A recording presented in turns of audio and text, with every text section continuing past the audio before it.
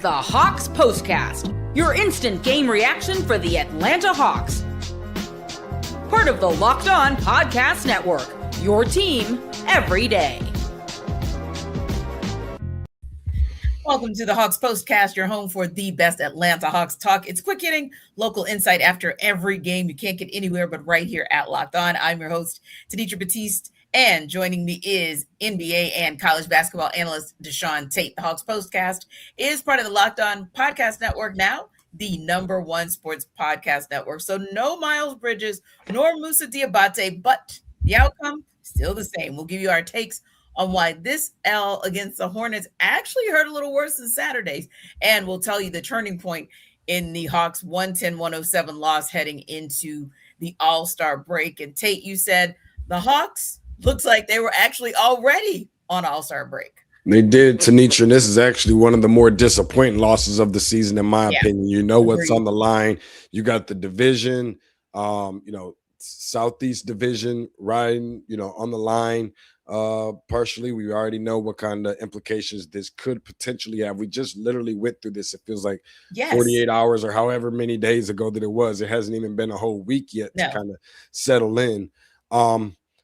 I mean, for crying out loud, it looks like just to touch on that brawl situation for a quick second, the Pistons is without two players and playing against one of the better teams in the East and able to win a basketball game. Here you are, completely healthy as the Atlanta Hawks. I get it. No, Kuminga didn't play healed or whatever the case may be. But you can't even come away when they're banged up and without two starters. They took care of business when we were without starters. So it's just super disappointing. I feel like the energy just wasn't the same entering the game. It was clear from the beginning, especially in the second quarter per se. But I get it. I feel like Nickeil Alexander-Walker had come to the aid of the Atlanta Hawks so many times to show up and be the Robin, sometimes even the Batman in very few games when Jalen Johnson, when he was out there with them. But he kind of held it down for the bench and for everybody else when Trae Young was out. Well, there needed to be somebody to kind of step in and play that role when he's not having a great game. And we didn't see that either. So it's very disappointing in multiple different ways, if I'm just being honest. And I don't think that they were anticipating the physicality that Charlotte was going to bring. However, they should have known that because I'm like, I don't know why not. I don't know why. And this was just after everything with the brawl. This was just a perfect opportunity to put your foot on the gas and really just take advantage of a team that's kind of down. I get it, they've been on a win streak or whatever, but to take advantage of a team that could be potentially sidetracked by other things within the last 24 to 48 hours. The Atlanta Hawks didn't do a good job at it. And honestly, that's probably the more disappointing thing to me. That's part of that's coaching staff, by the way, too, for you, just to let you know. That's not having your guys ready.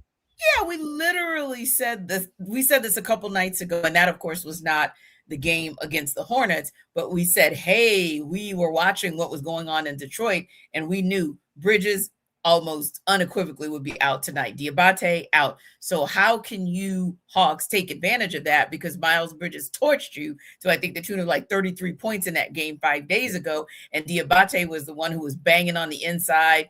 It low-key looked like he was trying to take off or knock off Onyeka Okongwu's mask, which is why they got those double technicals. So you're thinking, okay, that should be an opportunity. I think you also point something out that is kind of indicative of this Hawks team versus, say, a team like the Pistons and even the Hornets. Because, the Pistons taking on the Raptors tonight and literally got about a minute and a half left in that game, but they're up by 17. Coincidentally, the Hornets at multiple points in tonight's game were up 17 on the Hawks, also down 2 players. So it is disappointing because you see a Pistons team whose talent stepped up in the absence of 2 of their players. You see a Hornets team whose talent stepped up in the absence of 2 of their key players. And Hawks, on the other hand, like you said, you're pretty darn healthy. I can't count Jonathan Kuminga because he's not taking the court yet for them. All I can count are the guys who have taken the court for them and were healthily doing so and didn't really produce at the level that they needed to, primarily Zachary Reese-Shea with the 5 points. but also Dyson Daniels coming back into the lineup did a solid job with 21 points. Jalen Johnson with 19 points, but it just felt like, okay, still, if you're putting Nickeil Alexander-Walker in the starting lineup, and you called it out as well, and he only scores 10 points. Yeah, you got 17 out of CJ McCollum. Great. And you got 9 out of Jock Landale. Okay. But you really did need more production. And this is kind of showing you an example of what happens when you do take a guy like Nickeil, move him into the starting lineup, knowing all that he produced and all that he meant to that second unit. And now he's no longer there. But all in all, I still agree with what you said with your take, because I kind of had a similar take where I did a play on words with the Hawks. And are they bored, B-O-R-E-D, with boards? Because it felt like that. I think sometimes the final stat line can be a little bit deceiving, because if you look at it, True. That wasn't too bad. 50 rebounds by Charlotte to Atlanta's 41. But when you saw that gap earlier in the game, that's really what was problematic, right? Because you really should, that's when the second chance opportunities really helped once again. And this was what happened Saturday night.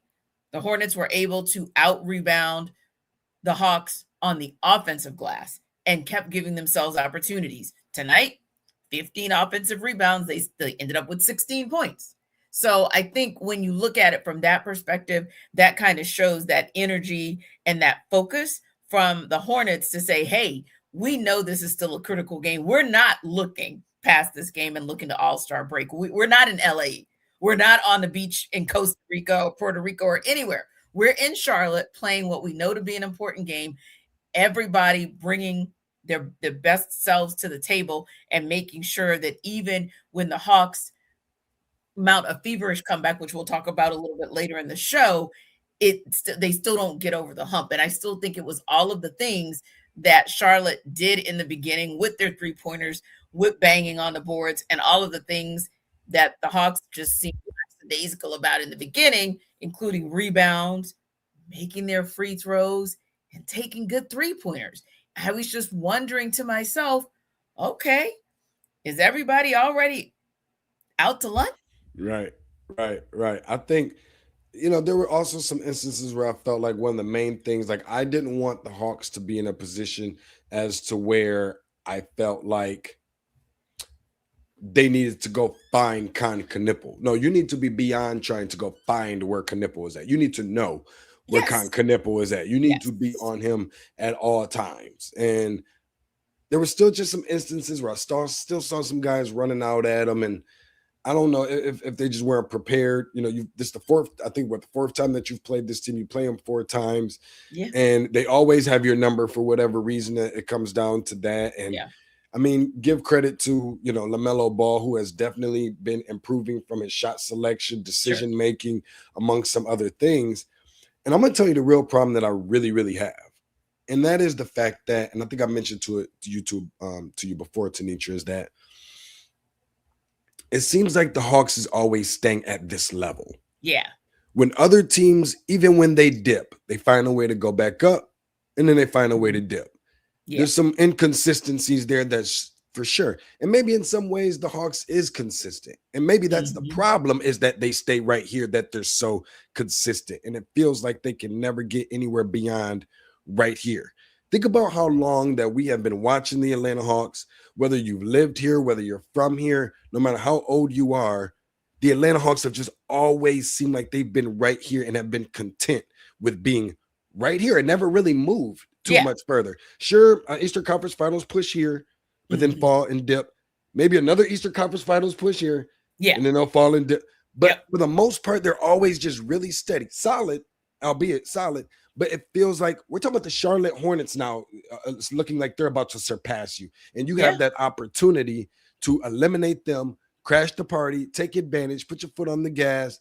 And you got all-star. There ain't no excuses. You got all-stars on this team. You got, so many different things on this team. And guys that are having career years. And I won't belabor the conversation much longer, but it is really just that disappointing because it's a winnable game. And probably the part that's even more frustrating is you wait until the end to want to wake up and act like you know how to play Hawks basketball, and it's too little too late. Indeed. Yeah, it's too late because there were just so many missed opportunities along the way that allowed the Hornets to balloon their lead. Then the Hawks whittle it down. Then the Hornets balloon that lead again. And you just kept having those moments where there were opportunities for a turning point for the Hawks, but ultimately never happened. We'll talk about that coming up next.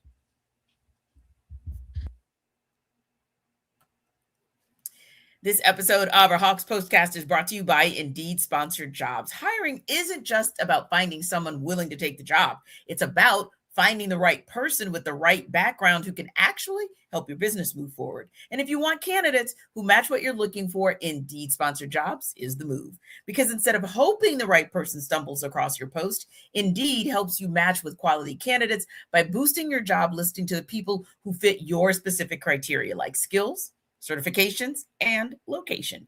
So if you're hiring and maybe you just want someone who can help, maybe you want someone with real experience instead, who can actually jump right in. And that's what you'll like about Indeed. You can get specific and target exactly what you need. And here's a stat that says it all. In the minute that I've been talking to you, companies like yours made 27 hires on Indeed, according to Indeed data worldwide. So if you're hiring, spend less time searching and more time interviewing candidates who check all your boxes with Indeed Sponsored Jobs. Listeners of this show will get a $75 sponsored job credit to help get your job the premium status it deserves at Indeed.com/podcast. That's Indeed.com/podcast. Terms and conditions do apply. Hiring? Do it the right way with Indeed.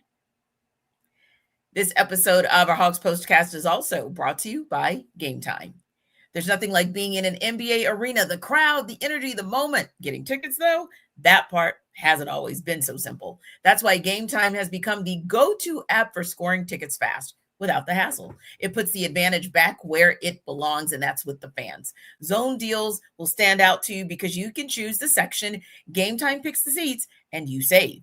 Also, there's great last-minute options with NBA tickets showing up at solid prices, and everything feels quick, intuitive, and stress-free from start to finish. So take the guesswork out of buying NBA tickets with Game Time. Download the Game Time app, create an account, and use code LOCKEDON for $20 off your first purchase. That's code LOCKEDON for $20 off. Download the Game Time app today, and remember, it's gametime.co, gametime.co, not .com. This episode of our HAWKS POSTCAST is also brought to you by FanDuel. The Winter Games are officially here, and if you're anything like us, you're locking in for events you only get to see on the biggest stage every 4 years, and that's why following the Winter Games on FanDuel just makes sense. From medal counts to individual events to finding your angle on the sports you care about most, FanDuel gives you more ways to stay connected to the action. The drama of curling matches that start slow and somehow get intense fast. Speed skating races decided by inches. Hockey games that feel different right from the opening face-off. The Winter Games are on, and there's no better way to follow them than with FanDuel. Even niche events become must-watch when you're fully locked into the competition, and FanDuel keeps the entire Olympic experience engaging from start to finish. And with FanDuel, you can play your game.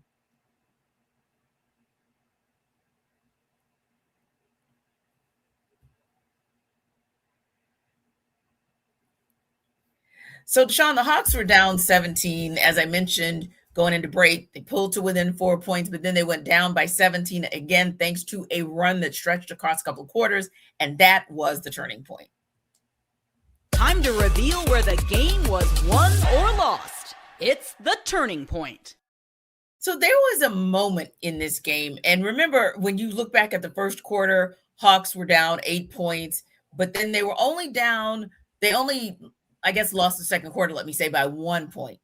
But it wasn't so much just losing that second quarter by 1 point. It was really what happened at the end of the second quarter that spilled over into the third quarter. And you felt like it was just kind of a dagger. So, of course, at the end, this is after the Hornets missed like 14 shots in a row, didn't score for like 8 minutes. And then out of nowhere, they hit a three-pointer at the buzzer. Then they come back. and hit another pair of threes to start the second half. And again, I just felt like that was a telltale sign of what the rest of this game was going to be. I think sometimes, Tanisha, what needs to happen in certain situations, like there's nothing wrong with, going and coming out of the half and saying like, oh, it's 0-0. Yeah. It felt like that's what they did. They had an approach as if it was 0. No, you're down. Yeah. And sometimes you need to approach the second half with the mentality that you're down by double the amount of points that you're down. Because I feel like they didn't approach the game with that mentality until it was like super late, and now everything's in a rush, and now you're playing in a panic. You didn't capitalize on the moments when Charlotte was hitting shots, they're hitting shots, and that's just what it's going to be. The crowd is getting into it. Everything else, there were some, maybe some questionable calls, and that's going to happen sometimes, especially when you're playing on the road and everything else. And they're a physical team, and you're already not matching that energy. But during the times when Charlotte is not hitting shots, you're not capitalizing the way that you should. They're not spacing the floor the same way that they once were. Everybody's trying to do sidestep threes all of a sudden. It just seems like the things that had them winning the games that they've recently won, they kind of got out of the way of doing that. Floor spacing, sharing the ball, making sure that everybody's getting a touch, and just making the defense work. The defense did not really have to work very much at all. You have to make that defense move with the movement of the ball. I just think that there were times when the Hawks were stagnant and they knew where they wanted to go with the ball. Charlotte knew where they wanted to go. You go to your savior, Jalen Johnson. And because Nickeil Alexander-Walker is not having particularly a great game, now you know what you really only have so many options of how you're going to win this game, and that's through number one. And CJ McCollum is going to do CJ McCollum things, but I think that that's manageable to a degree. And I just felt like, I know this sounds really cliche, I really, really feel like the bulk of all of this game, all 48 minutes, was Charlotte wanted it more. Yeah. And I think Robert makes a great point, and we were going to talk about this as well. So it was kind of perfect timing for him when he talks about 00 not scoring on the fast break and that being the turning point in the game. We were talking about that as well. Like, there were a couple different opportunities, a couple different times that the game could have taken a turn. I mean, you don't get to the final 3 minutes of this type of game where Charlotte is pretty much winning in every statistical category, and yet you find yourself chipping away at an 11-point lead, and you almost mount a comeback, but then there it is, a botched fast break, and there it is, that final possession. You can tie it, but you can't tie it, and you didn't tie it. And again, it was just the want to that sometimes came out, because although that was the turning point, really and truly, it should never have been, and it didn't have to be, if there were other times where you would have turned the game so that you wouldn't have been in such a desperation situation, or you would have had 00 at a point where it's like, oh my God, I absolutely have to score on this fast break to make something happen. That sort of, like, there were just moments where, why can't you just hit a free throw? Yeah, I mean, correct. You go to the line, and I forget who it was, but one of the Hawks went to the line to shoot 3, right? They get 2 of 3. 2 possessions later, the Hornets go to the line to shoot 3. They get all 3. There it is. So little points like that, or allowing Charlotte to get in position to hit the 3-pointer at the buzzer heading into halftime, which kind of takes a little bit out of you. Those are the types of things that we're seeing from the Hawks that are disappointing and frustrating, because we talked about it again Saturday. We talked about it a couple nights ago, but the narrative remains the same, which is, Hawks, you're fighting for your lives. You're trying your best not to be in the worst possible spot, which is the 10 spot, right? If you're going to play in, if you insist in being in the play-in, you want to at least try to creep your way into the 7th spot or the 8th spot, but at a minimum, you don't want to be in the 9th spot. But real quick, because we know the Hawks are going into the All-Star break, what do you want to see? Maybe just one little 5-degree shift from them when they come back and they hit the hardwood in Philly next Thursday to take on the Sixers. What do you want to see from this team? I want to see 4 quarters of consistency. I want to see them come out of the gate and I have to play from behind. Yeah. And I want to see them finish games with an exclamation point. Against teams at this point, I don't care who it's against the teams they're supposed to beat, against the teams that they're just equal level. It could be 50-50 on who the winner is, or against teams that you probably figured that there's no way to go. Just string together 4 quarters of consistency where you're not just relying on number one and Nickeil Alexander-Walker to pretty much do everything. Because I got a good feeling the next person that they're going to start relying on is going to be CJ McCollum. And I think that there needs to just be a little bit more consistency. Give me some free throws, give me some threes, just give me balance. Not the greatest games, just give me balance. Just balance. Yeah. And in that balance, hopefully at home, by the way, at home. Yeah, no doubt. But in balance everywhere, because I mean you're coming back and you got to go to Philly before you come home. So you got to figure this thing out. And for me, I don't necessarily want more reliance on CJ McCollum. Like that to me, I think Alan Brooks makes a great point. You want a Nickeil Alexander-Walker to get his consistent shot back. You want a Dyson Daniels to be the two-way threat that he's been. Those are the things that I want to see. I don't mind Jalen Johnson having a quiet double-double or a quiet triple-double every now and again, because he always shows that he bounces back, right? You never really see him have much of a 2 or 3 game slump, if you will. My thing is I want CJ McCollum to play within himself. I don't need you to take as many shots maybe as you're taking, but ultimately speaking, if everybody stepped up and maybe just improved their game 5 degrees, I think we can have a different conversation in the back half of the season.